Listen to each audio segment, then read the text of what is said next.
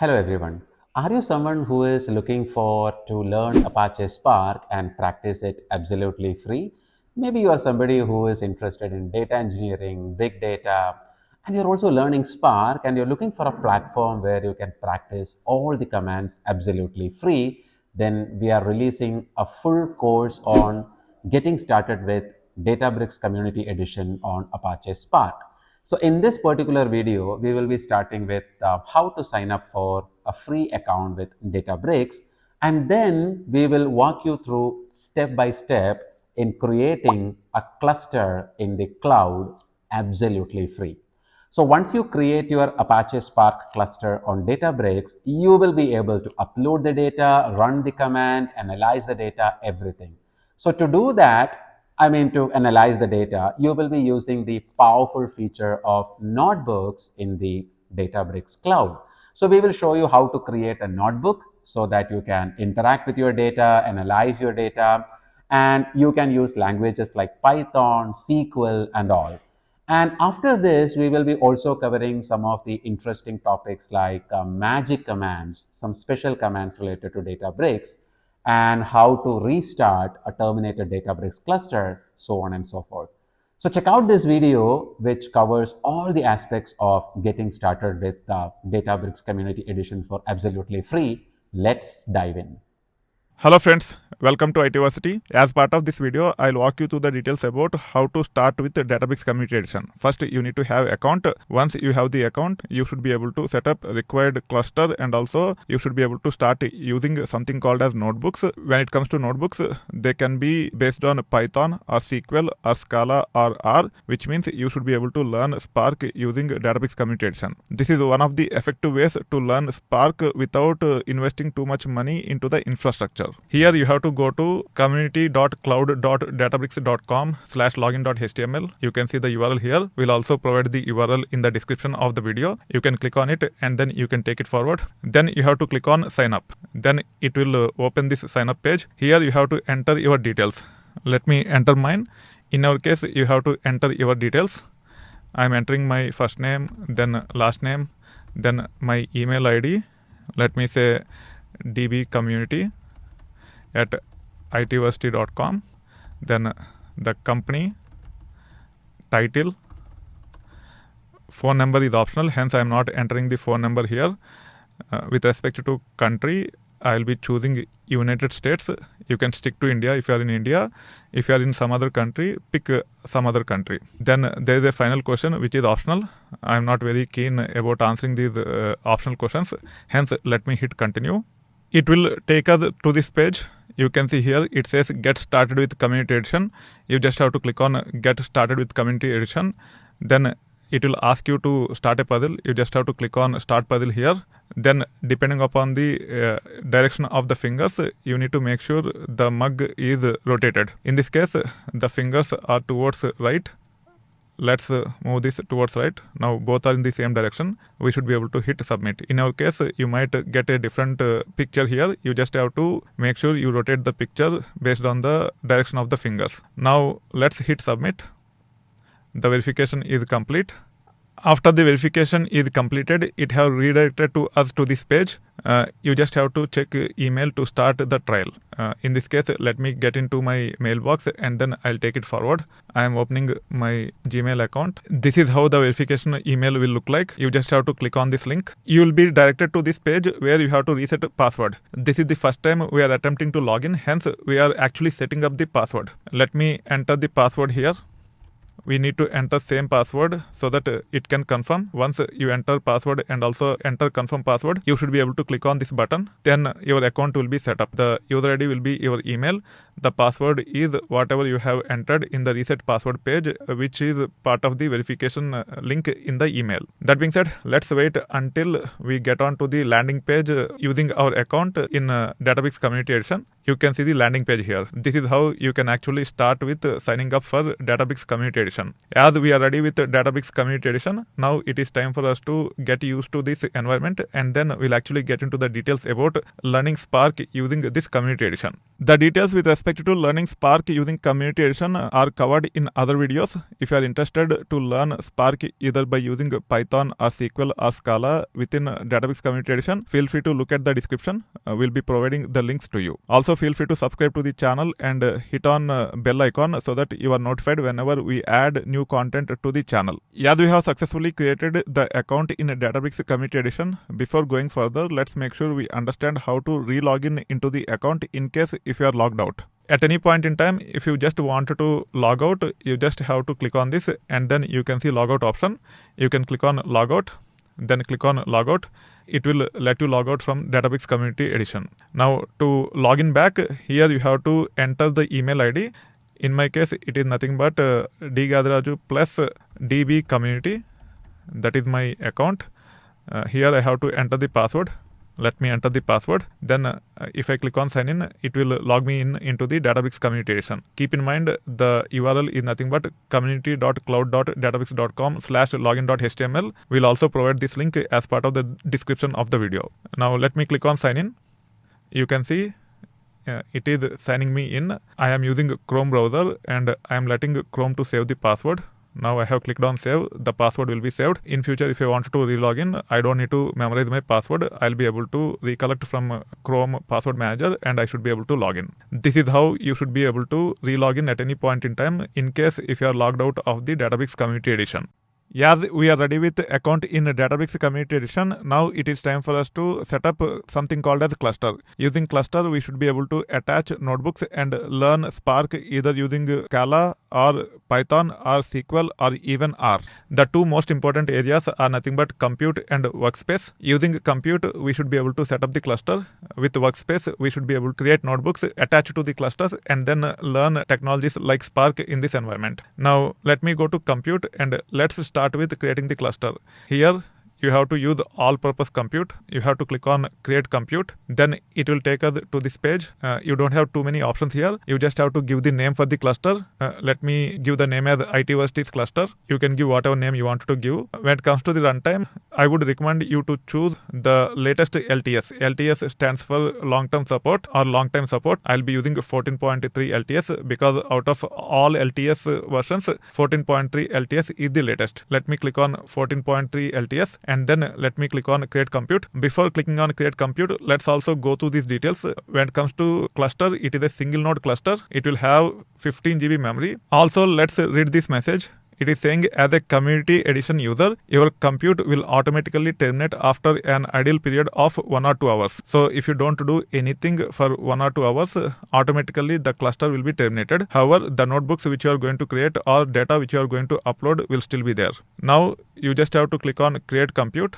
It will take care of creating a cluster with 15 GB memory. Here you see it have started creating the cluster. You can see the notification here. It is saying finding instances for new nodes, acquiring more instances if necessary. Once it gets the instances, it will actually install Spark on those instances and then it will provide you the compute or cluster for you. Once the cluster is up and running, then we can take it forward. Let's wait until the cluster is up and running. Also, while the cluster is coming up, you need to keep one thing in mind. At times, it might show the same message whenever you move your mouse here. As of now, it have changed, but sometimes it will not change. In those scenarios, you just have to refresh this page. Once you refresh this page, you will have up-to-date information. As of now, after finding the instances, it is actually setting up one node. This one node will have Spark in it. Using this, we should be able to practice Spark without any issues. Let's wait until cluster comes up. Then we'll actually take care of creating the notebook. We'll attach the notebook to this and then we'll also develop a Hello World program. After waiting for a few minutes, the cluster is fully up and running. You can see the blue tick icon here. If you move your mouse onto it, you will see cluster running message like this. This is how you can actually start the cluster. Once the cluster is up and running, then you should be able to go to workspace. Then in your workspace, you should be able to create the notebook. You can also go to new directly and then say notebook.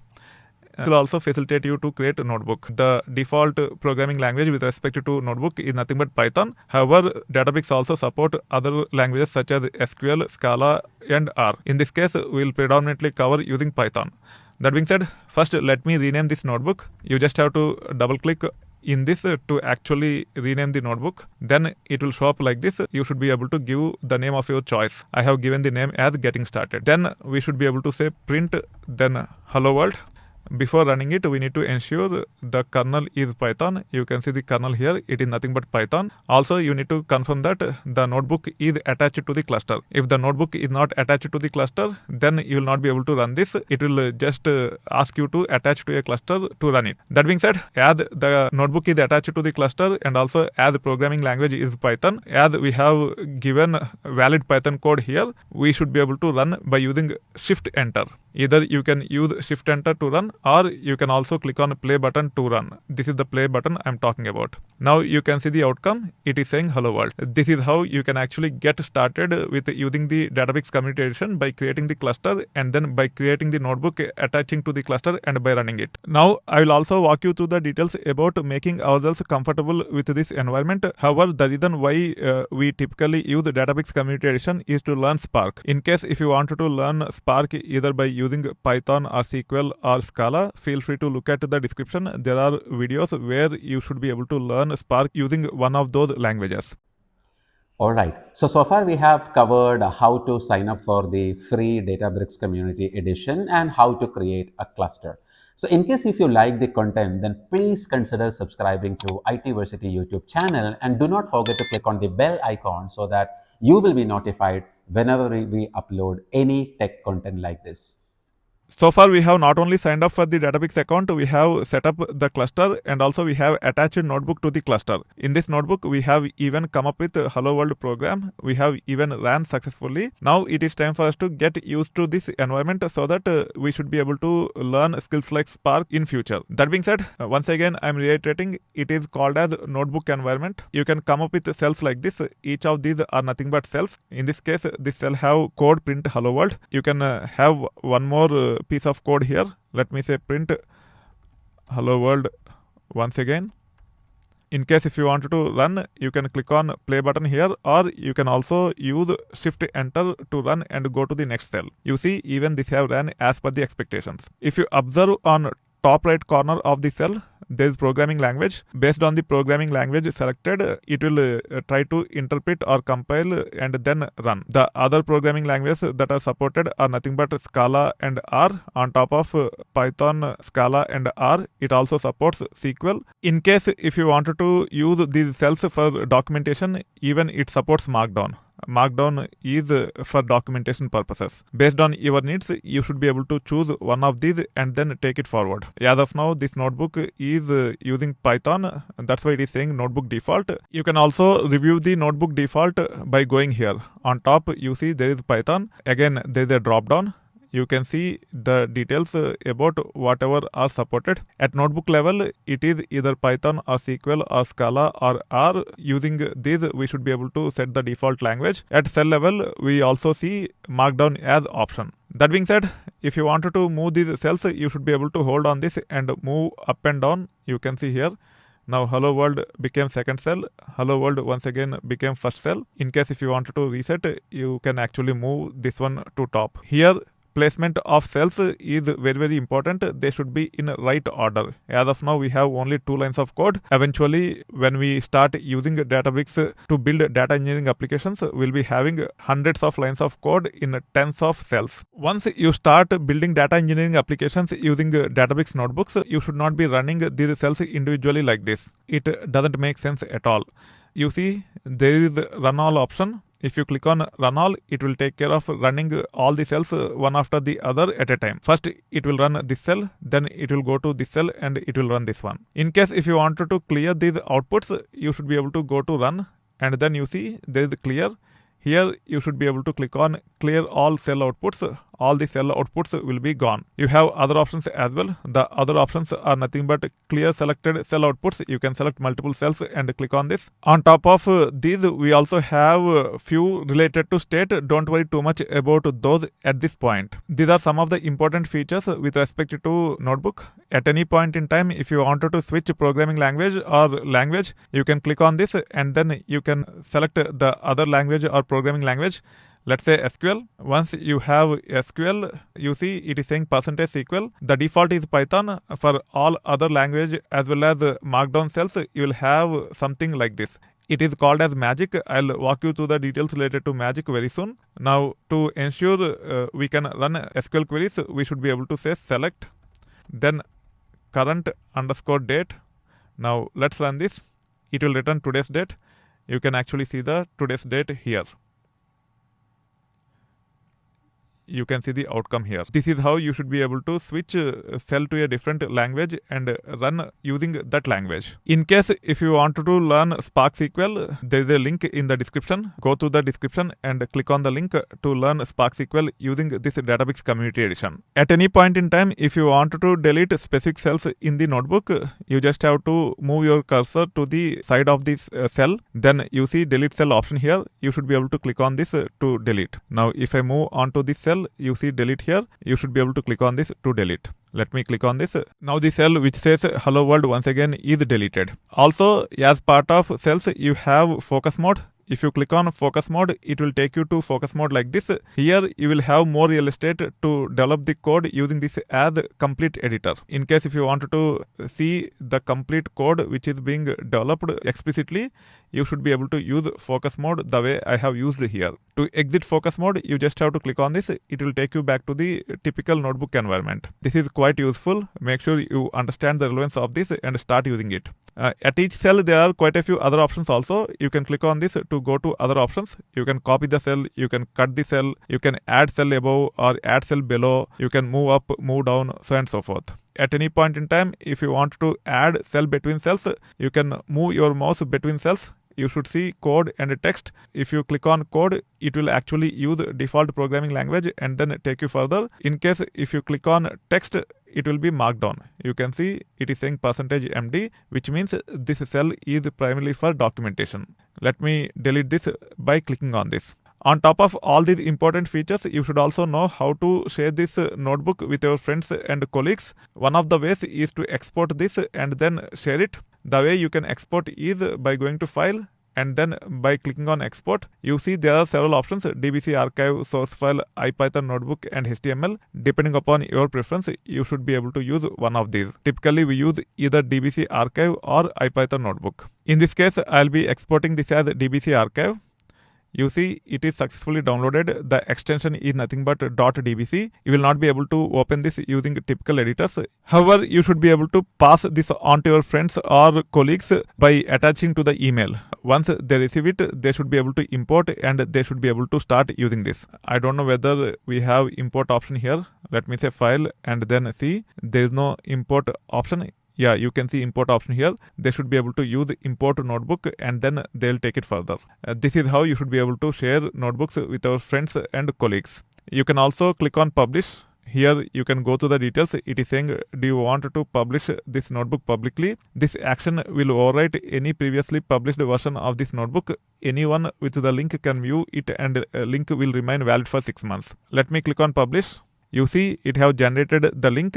You should be able to share the link with your friends and colleagues. They should be able to access this notebook in read-only mode. However, if you wanted to share the actual notebook itself, you have to use the export option. They can import and then they should be able to take it forward. I hope you like the content on Databricks notebook interface. If yes, feel free to hit on like button and also comment if you wanted to share any other feedback. Also feel free to share with your friends. In case if you haven't subscribed to our channel yet, feel free to subscribe and also hit on bell icon so that you got notified whenever we add more content. Yeah, we have covered quite a few important details with respect to Databricks Notebook environment. Now it is time for us to explore something called as magic commands. Databricks supports quite a few magic commands. However, we'll be primarily focusing on fs command. Fs is primarily to manage files in DBFS or Databricks file system. Also, we'll explore other magic commands related to switching the languages or programming languages. As I have mentioned to you earlier, when it comes to Databricks Notebooks, they support not only Python but also SQL, Scala, R. Scala, R and Python are programming languages. SQL is just SQL to run queries. Markdown is for documentation. We have magics for all these. You can already see here. This is Python based notebook. As we wanted to run SQL queries, we have used SQL here. Immediately it have added this magic saying %SQL. In this, we should be able to write SQL queries. They will be interpreted as SQL queries, and notebooks will actually attempt to run them as SQL queries. That being said, one of the most important magic command which you don't see here is nothing but fs. It starts with %. All magic commands start with %. Then you can say fs. Fs stands for file system. It is the primary tool to interact with Databricks file system without writing any code. Under fs, we have several subcommands. Let me just run this. It will show the documentation with respect to fs command. Let's wait until it is run, then we will take it forward. Now this cell is successfully run. You can see the outcome of this. It have actually provided the documentation of %fs. %fs is nothing but alias for this. It is nothing but dbutils.fs. dbutils is Spark based library to interact with dbfs. Keep in mind, DBFS stands for Databricks File System. Underneath dbutils.fs or fs, we have two categories of functions. They are nothing but mount and fs utils. As developers, we should be focused on fs utils. We don't use mount very often. Under fs utils category, we have these functions. Keep in mind, fs utils itself is not a function. It is category of functions. The functions are nothing but cp to copy the files, then head to review the data at the top of the file, ls to list the files, mkdrs to create the folders or directories, mv to move files from one dbfs location to another dbfs location, put is primarily to place a file within dbfs, rm is primarily to delete a file or directory from dbfs location. All these commands are equally important as developers. However, the most frequently used command is nothing but ls. ls is primarily to list the contents of a directory. When it comes to Databricks also provides free datasets. We should be able to use %fs ls command to review those free datasets. The way you can start is like this. You have to say %fs, then ls, then dbfs, then colon, then /. You should have only one /. After that, the path is nothing but Databricks-datasets. Now let me run this. It will return several subfolders within this main folder. This is a folder, not a file. In this folder, you can see several subfolders. Each folder is related to a different dataset. This is related to COVID. This is related to R datasets. This is related to adult, so on and so forth. In this case, if you wanted to review the details with respect to COVID, you should be able to improvise %fs ls command like this. I have copied the path. Now I am saying %fs ls, then pasting the path. Under COVID folder, we have these subfolders and files. We have both files as well as subfolders under COVID. This is nothing but a hidden file which is copied from the Mac. I don't think it carries any weightage. This is subfolder within COVID. This is another subfolder. Most of them are subfolders. However, this is a file. This is a shell script. Now, if you want to review the details with respect to USA facts, then you should be able to specify the path like this. Let me copy the name itself, not the full path. Then paste here. Then let me run this. Under USA facts, we have one markdown file and then two CSV files. This is how you should be able to use %fs ls command to list the files in the directories. So with respect to magic commands, we have gone through different magic commands and then we have get into details with respect to %fs. We have seen how to get the documentation related to %fs and also we have seen the usage of ls command. We will see usage of other commands when we attempt to learn Spark using either SQL or Scala or Python. In case if you wanted to get into the details about Spark using SQL or Python or even Scala, look at the description. You will have links to the videos. You should be able to pick Spark using your favorite language from there. That being said, in case if you wanted to switch to Scala while running Python code in Python based notebook, you should be able to use this magic %Scala. Then you can come up with Scala based code. In this case, I'm saying print hello world. When it comes to Scala, it doesn't support single quotes when it comes to strings. Hence, we have to specify in double quotes like this. You can also review the programming language here. With respect to this cell, it is nothing but Scala. Now, let's run this to see if it run as per the expectations or not. You can see it have ran as per the expectations. Let's also try one more piece of code with Scala. In this case, I'm saying val a equal to 10, then val b equal to 20, then val res or result equal to a plus b. Now let me say print result. Let me run this. This should work as per the expectations. You can see the outcome. However, the print statement results are not showing here. Yeah, it is showing up here. We don't even need the print statement.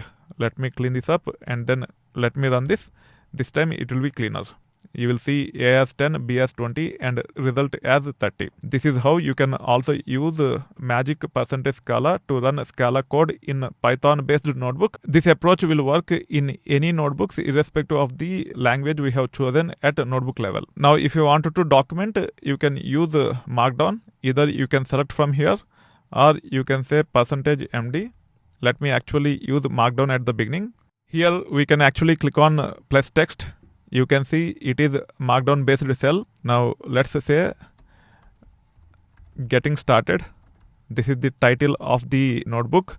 Hence I would like to use #1. This is called as #1. This will be highlighted. Let me run this. You see it have highlighted. In case if you wanted to reduce, you can actually use #2 or #3, so and so forth. Typically titles are generated using #1. Then we can actually get into the details about this notebook. I have already come up with the details offline. You can see the details here. It says this notebook covers how to get started with Databricks Notebooks for beginners. In this notebook, we have covered these: hello world using Python, magic commands such as fs, documentation using Markdown, run queries using SQL. For these 4 items, there is asterisk or star at the beginning. Also make sure you have space after star or asterisk. Now, if I run this, the outcome will be in reader-friendly fashion. Let me also click on publish. Let me click on publish. Let me copy this link, then let me paste here. Even when we share with our friends and colleagues, we should be able to see the documentation in reader-friendly fashion if we use MD or Markdown. Now you see it is as per the expectations. This is very powerful and effective feature where you can document details about your data engineering applications within notebooks themselves. That being said, I hope you like the content where we have covered quite a few important details with respect to magic commands. In this, we have covered FS, we have covered even magic commands such as MD, SQL, Scala, Python, etc. If you like, feel free to click on like button if you wanted to share any feedback or if you are looking for any specific information. As I have mentioned to you earlier, if you wanted to learn Spark using Databricks Community Edition, we have a lot of free content on our channel. You should be able to see the links in the description. Also, you can explore our channel by subscribing to it. You will see a lot more content around big data, Spark, etc. That being said, if you haven't subscribed to our channel yet, feel free to subscribe and also hit on bell icon so that you are notified whenever we add more and more content. One of the common challenges which we face with Databricks Community Edition is nothing but getting our clusters terminated when there is no activity. It is called as idle. If the cluster is idle, then it will be automatically be terminated. Even though the cluster is terminated in premium versions, we should be able to start the terminated clusters without any issues. But with respect to community editions, you will not be able to start terminated clusters. Every time the cluster is terminated, you have to recreate the cluster. Let's go to the details so that you understand details about the challenge and also the workaround. In this case, I'm going to terminate the cluster. For that, I should be able to click on this and then click on this. Then you see there is something called as terminate. Let me click on terminate. Now the cluster is getting terminated. You can also review the details by going to compute. Let me go to compute here. As of now, you see it is getting terminated. Let's wait until it is fully terminated. Then we'll take it forward. Now it seems to be terminated. Let's click on this to confirm whether it is fully terminated or not. You can see it is terminated. Let me go to compute here. Now if we attempt to start by clicking on this, it will fail. Let me click on confirm, and you can see it is saying could not start cluster IT Vastis cluster. Cluster start feature is currently disabled. When it comes to Databricks Community Edition, this feature is currently disabled. They might enable it in future, but with respect to premium versions, it is always enabled. You should be able to start terminated cluster without any issue. That being said, in this case, if you want to come up with a new cluster, you can always use create compute. However, if you see, the runtime is changed to default one. The default is nothing but 12.2 LTS. Also, with respect to the cluster name, it is changed to something else. This is the default name which it will attempt to use all the time. Instead of going through the details about changing the version, it is better to clone using the existing cluster. To clone the existing cluster, you can click on this. There are only two options, clone and delete. Clone is the first one. Let me click on clone.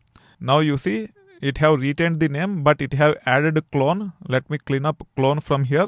Now the name remains same. Also, with respect to Databricks runtime version, it is based on whatever version we have used earlier for the cluster that is created earlier. Now, if we click on create compute, it will take care of creating the cluster using this configuration. We can go back to the compute here to review. You can see the cluster is coming up. In case if you want to delete this cluster, you should be able to click on this and then click on delete.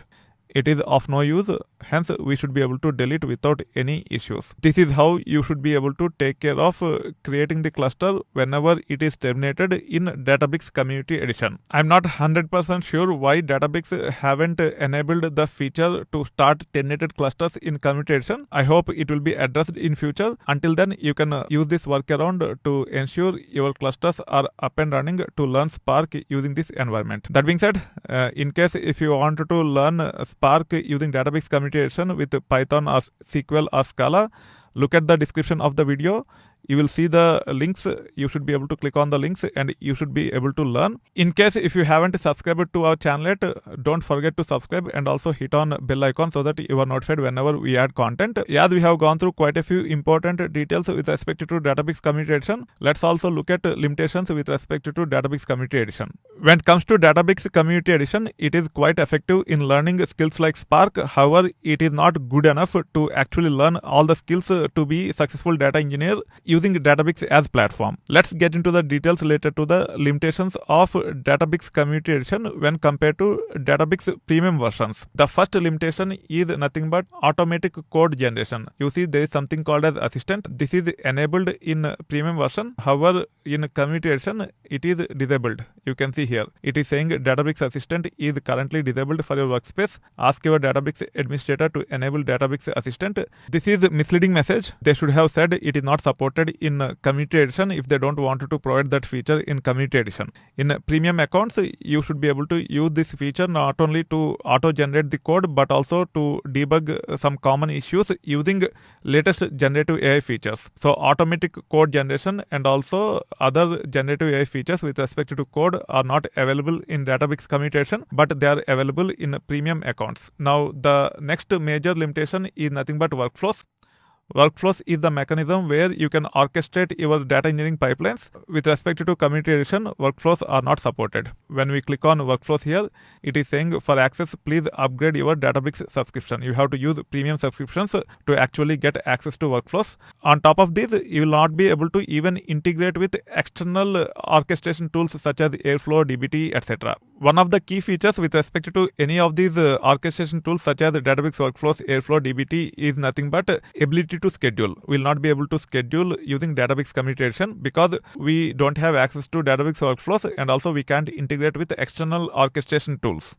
Another limitation with respect to Databricks Community Edition is Databricks CLI integration. When it comes to premium accounts, you should be able to integrate the workspaces that are created in premium accounts with Databricks CLI. Using Databricks CLI, you should be able to copy the files from local file system into DBFS directly using commands. You can copy the notebooks. You can also take care of running the jobs or monitoring the jobs using certain commands. All these features are available in Databricks CLI.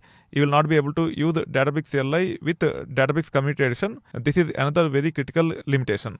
Another critical limitation with respect to Databricks Community Edition is nothing but ability to collaborate on Databricks Notebooks. With premium accounts, when we use notebooks, multiple developers or multiple data scientists can collaborate on the same notebook. However, with respect to Community Edition, it is not possible. Also, with respect to collaboration, another important feature is ability to integrate with Git repositories. That feature is only available for Databricks workspaces created using premium accounts. With Databricks Community Edition, you will not be able to integrate with Git repositories. This is another key limitation with respect to building data engineering applications using Databricks environment. That being said, here I have covered quite a few limitations using Databricks Community Edition. It can be used to learn Spark, but it is not enough to actually gain all the skills required to be a successful data engineer using Databricks platform. In case if you find any other limitations, feel free to comment. That way we'll be knowledgeable over a period of time. On top of it, if you want to use Databricks Community Edition to learn Spark either by using Python or SQL or even Scala, look at the description. We have links to the full videos. You should be able to learn Spark using this Community Edition. Congratulations, you have honored your commitment and completed the course. So in this particular course, we got started with signing up for a free Databricks Community Edition account. Then we created clusters, created notebooks, and we saw how to get started with Community Edition for absolutely free. Now, at ITversity, we are committed to come up with tech content on a very regular basis, and we cover a wide range of topics starting with data engineering, big data, cloud computing, generative AI, so on and so forth. So in case if you really liked our content, consider clicking on the like button and also share it with your friends and colleagues so that they might get benefited from content like this. Also use the comment section to give us any feedback, and if you want us to cover any specific topics or any series, please do let us know in the comments. We'll see you in one of the upcoming videos. Thank you.